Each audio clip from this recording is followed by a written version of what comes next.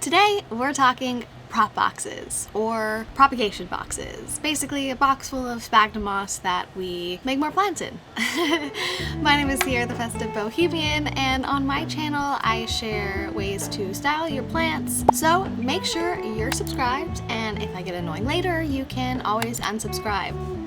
This is my prop box. It is super easy to make. I just drilled some holes in the lid to help ventilate it. Your box should allow some light into it, but it doesn't matter what shape or size. You can use takeout containers, Tupperware. You can even use like plastic wrap as a lid for a container. So you have options. I like to keep everything in one place rather than having a bunch of Tupperwares because that could get out of hand real quick. The vast majority of things were added to this box around March. So it's been a few months, but I really want to hold off on taking them out as long as possible, as long as I have room in this box, and as long as they're looking happy. I'm gonna leave them in here. I'm gonna quickly show you guys what I have in this propagation box. We got some goodies, and then I'll show you guys how to make prop boxes. Where do I begin?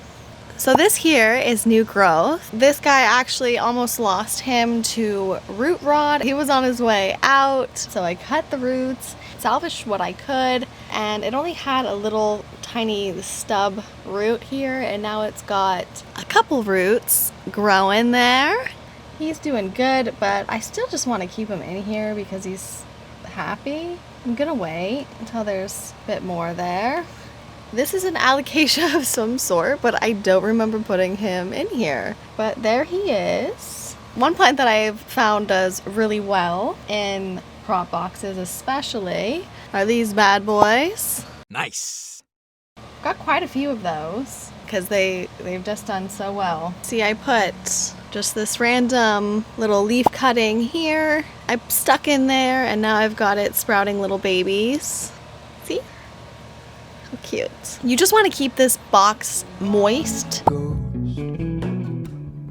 stand on the opposite shore. Here I did another one where I just had the two leaves, and then this is all new growth here. And like, you can do several cuttings, right? Get them all going and then put them all together in the same pot to make it a little bit fuller. I like to experiment a lot with my cuttings of different plants. So I'll take a stem cutting of like the ZZ plant here and put it in the prop box and compare it to the speed of growth from a leaf cutting like I have here of the ZZ. You know, I think it's obvious. Overall, you know, the more you have on there, the faster it's going to establish itself because there's more there. Can you see that? His little ball. Just the other day I was trimming my terrarium, which you can kind of see back there, and I just took some cuttings from my terrarium and threw them in here. You do want to put it where, you know, the roots are facing down into the sphagnum moss, so it's nicely positioned in there. The plant will greatly appreciate that. You can throw all sorts in here. Oh, here, see, I have the same leaf that I showed you, a little smaller. Well, same plant, little smaller leaf cutting that I made. And it's got some roots here. I don't see any leaves or anything forming, so we'll see if that goes anywhere. I do have a little African violet in here as well. So yeah, guys, this is just a fun way to experiment with your plants and see how and how not they can be propagated. If you don't feel like doing research on all of them, you just find out for yourself. Let's go make a prop box. I found a container that's just a takeaway container from who knows what. I'm going to be adding liquid dirt to my sphagnum moss this time. So the prop box I just showed you, that was just purely water. You don't need this by any means, but I like to experiment, so I'm curious to see the difference, if any, when I use this liquid dirt. It's organic, and this is just a concentrate, so basically there's just like powder in here. When you get it, you add a cup of water, filtered water, to your liqui-dirt. Just a cap full of this stuff and a gallon of water. It's got 18 concentrated ingredients, fully biodigested nutrient system using a 5-year 40-stage process, a balanced vitamin and mineral formula with microfungi and bioorganisms, together enhancing healthy growth for vibrant flowers, amazing houseplants, and flavorful produce, all without chemicals or odors. And it says for garden soil, hydroponics, and aquaponics. So you can even use this with leca, eh?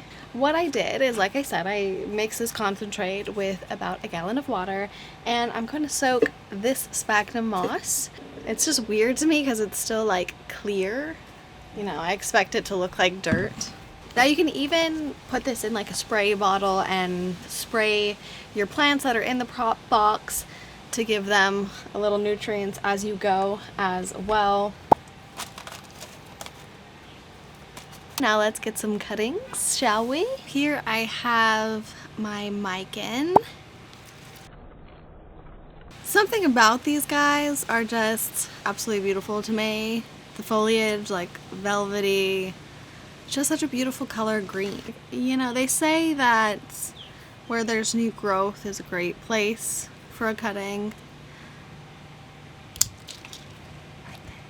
So we're gonna go in my big prop box because they don't fit in that little one.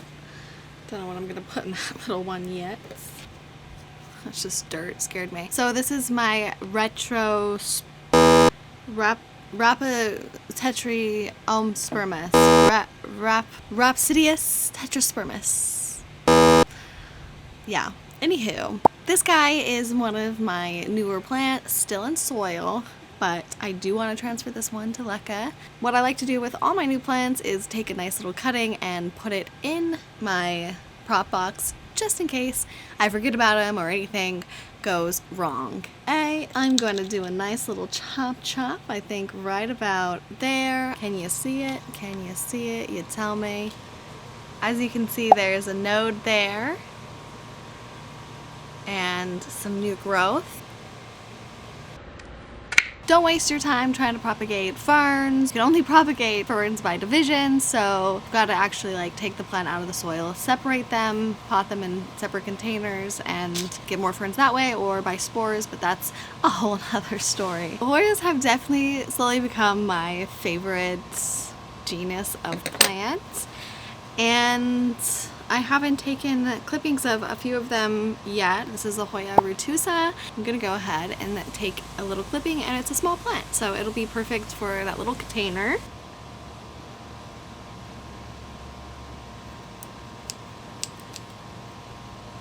Hoya curtsii. I think I said that one right. It's my dog needing to pee. I've got my Monstera adesanii that I also took a nice cutting of here, making sure that I include a node. So this is my Hoya carnosa compacta, variegated, and I'm gonna take a few snippets off the top here. I love Hoyas, you guys. I just love them. I just wish they grew faster, but I don't care. I still love them so much. Thick stems. There we go. It's like you wait so long for it to go somewhere and then you chop it off. He's starting to grow another little piece there. So finally he's gonna start looking a little more dense. Keep trimming him, the fuller he's going to get. Make sure where you cut it is where you place it in the sphagnum. Another one. Looky there. Some tortellini. Bon appetit. These guys in there too. There we go.